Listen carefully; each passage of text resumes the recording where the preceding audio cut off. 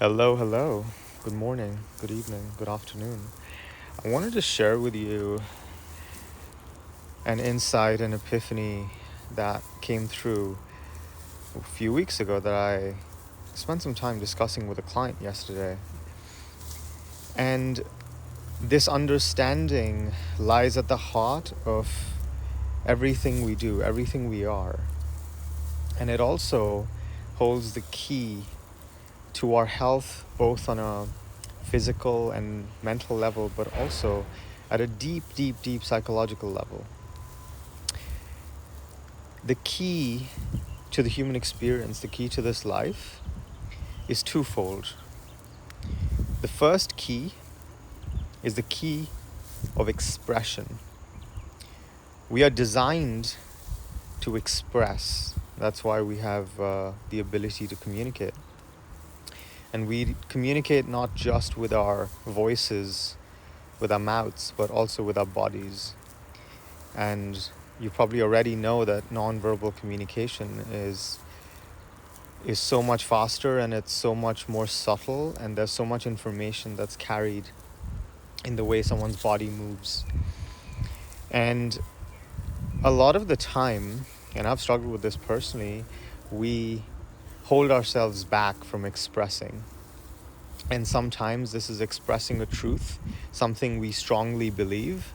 Other times this entails, holding back from expressing our needs or expressing our boundaries, or, sharing something that would make our experience more comfortable.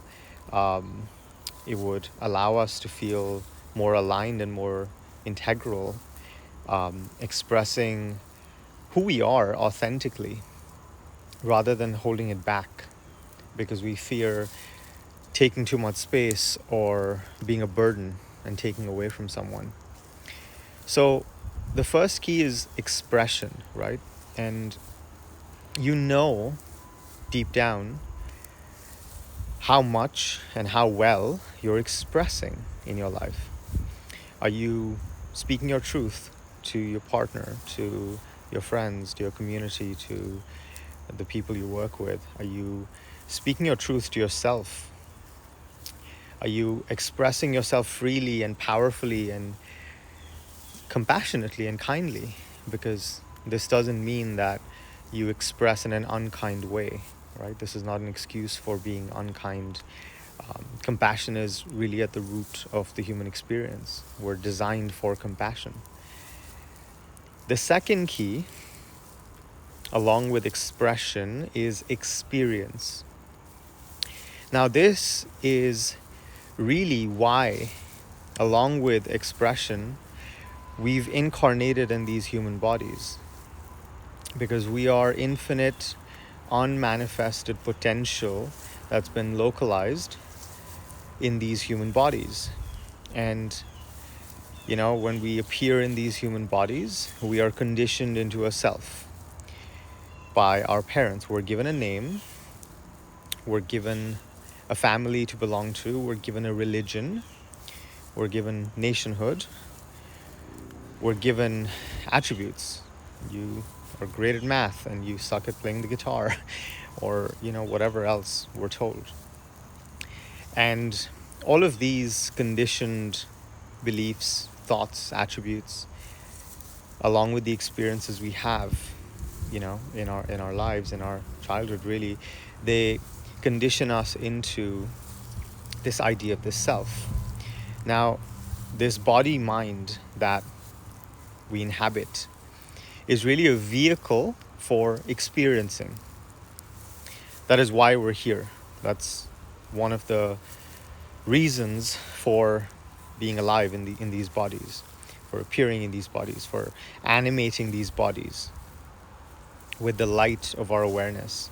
And so the key to living a full life, the key to living a life that is really true to the potential that we represent, which is infinite, which is limitless, is to fully experience life. It's to fully experience every bit of emotion on the range of all the emotions that are possible, from just the highest of joys and happiness and bliss, and the darkest and deepest of pain, and everything in between: apathy, disgust, rage, fear. There's so many different facets of the human experience. It's to experience all kinds of bodily sensations, right? Feeling really free and amazing and light and energized in our bodies, to feeling really heavy and just tired and lethargic. It's all kinds of thoughts, right? Angry thoughts, happy thoughts, sad thoughts. It's all kinds of feelings, all kinds. So there's 4 components of experience. Experience is what we are, right? It's what we contain in this space that we are, really. And there's 4 components to that. There's thoughts, there's feelings, there's sensations, and there's perceptions. So with the second principle, to what degree are you allowing yourself to fully experience all your thoughts, all your feelings, all your sensations, and all your perceptions? Or are you resisting them? Are you pointing to them and are you saying that, no, this doesn't feel good, or this is not good, I want that instead? Now, most people do this. So if you do find yourself resisting yourself, don't shame or punish yourself, because that's also another trap, and we'll talk about that maybe in another live. But the key is to find that place of non-resistance, of being with ourselves in a really unconditionally accepting way. Can I allow, no matter how uncomfortable the thought or the feeling or the sensation or the perception might be, to be here? Can I allow it to stay? Can I welcome it? Can I give it a seat at the table? Now, all of our suffering comes from resisting experience. It's taking experience and being like, not this, not right now. So rather than being in the now with all the things that are here, that are true, that are here, we resist it. And so we project ourselves into the future, into an imagined future that doesn't exist. Or we relive the past. And we really just escape the present moment. But for better or for worse, the present moment is the only thing that exists. It's the only thing here. So what we're doing when we're resisting is we're not only creating suffering for ourselves, because as soon as we resist, we open the gap between how things are and how things need to be for us to be happy, for us to be peaceful, for us to be fulfilled, for us to be satisfied, for us to be comfortable. And, in my life, like, I've done this with food, for example, right? I would reach for food when I would have emotional discomfort. And, people struggle with this, particularly food, because food is the number one coping mechanism, along with alcohol and drugs and sex and, all the other things. So the question is, what are we trying to cope with, right? What are all the millions of people who are, going to AA meetings? What are they trying to cope with? And this is one of the reasons why traditional ways of working with addiction doesn't work. Because no one really gets underneath that action of dissociation from experience. Using TV to distract ourselves from the experience, using Instagram, right? All of these things are pressing the eject button on experience. And when we do that, what are we doing? We're telling experience, we're not actually telling experience. This is just for me to explain the concept. We're basically saying that this isn't good enough right now. Not this. I want something else. This needs to go away. Something else needs to be here. And only when that happens can I actually be happy, can I actually be peaceful, can I be at rest in my being. And so we spend our whole lives avoiding discomfort, right? We avoid discomfort because we've been trained to resist the discomfort. We've been trained to press that eject button every single time. So what do? Let's talk about something that you can practice today and really implement this into your life. Because if you just do this one thing, your life will change beyond all measure, right? So here's the practice. So first of all, you need awareness to know when you are about to disengage, you're about to resist, you're about to push away. And so that awareness comes from just allowing your mind to be present, right, in your body, in your environment, where you are in the present moment. So when you become aware that you're resisting something, and don't beat yourself up if you don't become aware until after the action has occurred. So in the beginning, you might reach for the bag of chips and eat the whole bag of chips till you realize what happened. So in those situations, be compassionate with yourself, right? Give yourself a break and make it okay that that's when you realize. But whenever you realize what happened, just allow yourself to be with those feelings. Or if you realize right before you take any action to dissociate, to avoid it, then just tune in to your experience. And again, when I say experience, I mean your thoughts, your feelings, your sensations, the sensations in your body, and your perceptions, right? Your beliefs. And this could be, oh, I'm such a blank because I always do blank, right? All these thoughts we have about ourselves that have been codified into belief statements, because that's how we are. So tune in to the contents of your experience in that moment when you realize that you're resisting, and allow yourself, the key word here is allow yourself to fully meet, to make contact with your experience, with your light of awareness. And the light of awareness is unconditionally loving. The light of awareness doesn't exclude. It doesn't look at something and say, you need to be gone or you can't be here. And we know that because who we are is the light of awareness that shines on all aspects of our experience. Our true nature is to be unconditionally loving, to be extremely compassionate, to be peaceful. So make contact with your experience, with the contents of what's happening, of that discomfort, of that fear, of that anger, of that hatred, of that disgust. Make contact with that, with this gaze of unconditional acceptance. And you can even say this to that aspect of you. You can tell that aspect of you, you're welcome here. It's okay for you to be here. It's okay for you to be here. I welcome you.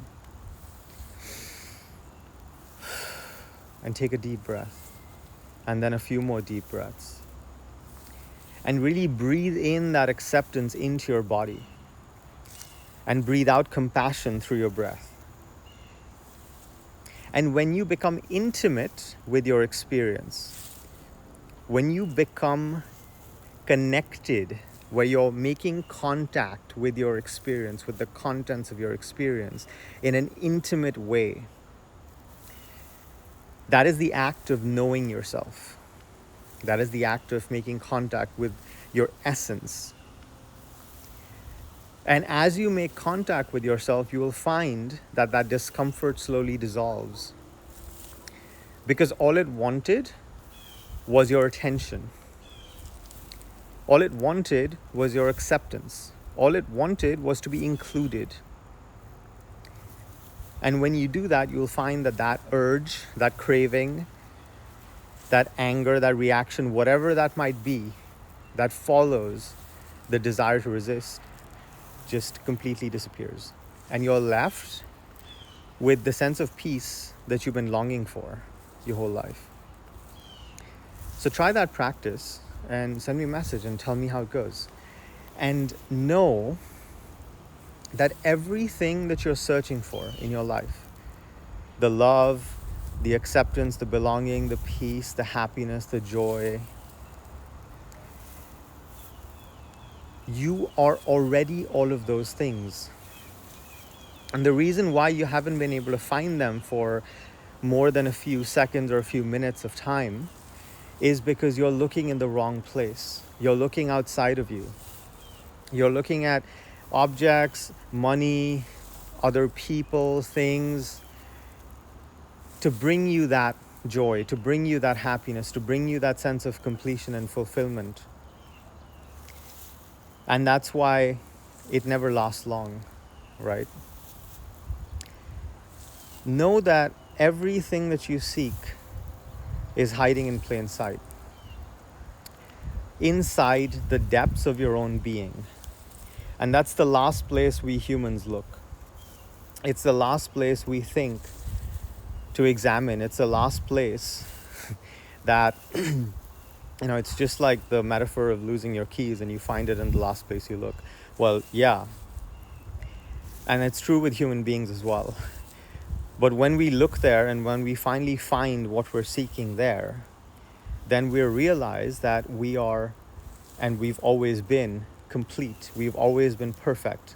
We've always been this unconditionally loving space in which everything arises.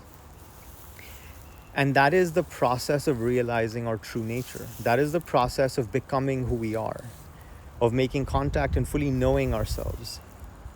And when we can go on that journey, that's what we call a life well lived. And I postulate that everything we do is in search for this truth. It's in a desperate attempt to fill the void that is left by this world of object consciousness.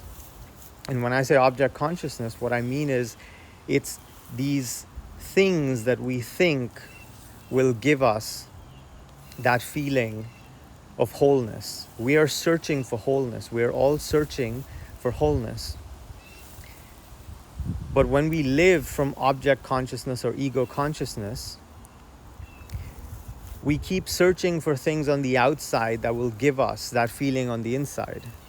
But no amount of things on the outside will ever, ever, ever allow us to feel whole or cause us to feel whole, really. Why? Because identifying with the ego is a guaranteed way to always feel like there's something missing. Because the ego is just a fragment of you. It is not the totality of your being.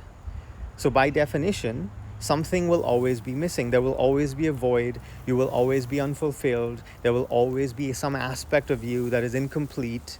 And you will be searching on the outside for recognition, for approval, you'll be working hard to get that promotion or get that award, right? You'll be looking for a partner to come and complete you. You'll be looking ceaselessly your entire life to feel that sense of wholeness. But that sense of wholeness is your true nature.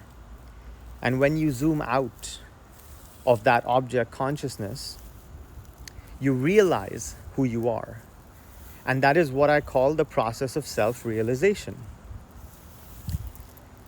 When you realize who you are, when you realize your true nature, you realize that you're already perfect, you're already whole, that you can never be broken, and there is no aspect of you that was ever less than. And this journey of life is about integrating all those different aspects of yourself into wholeness. And so my role, my work in the world, my mission in the world, my life is dedicated to loving each and every part of you back to wholeness. Is showing you that path of coming into wholeness within yourself, is realizing who you truly are and coming into that place where you realize the magnificence of your being and you make contact with your own divinity, because that's what you are. You are the divine. You are the entire universe. And I don't mean that in a philosophical way. And all your suffering comes from a case of mistaken identity. When you identify not with your true nature, which is infinite, which is limitless, but with one small aspect of yourself, with a thought, with a feeling, with a perception, with an experience that happened to you 2 years ago or 10 years ago. And this journey is about disengaging from those things and coming back and resting in your inherent state of perfection and peace. I love you. And remember that you are limitless.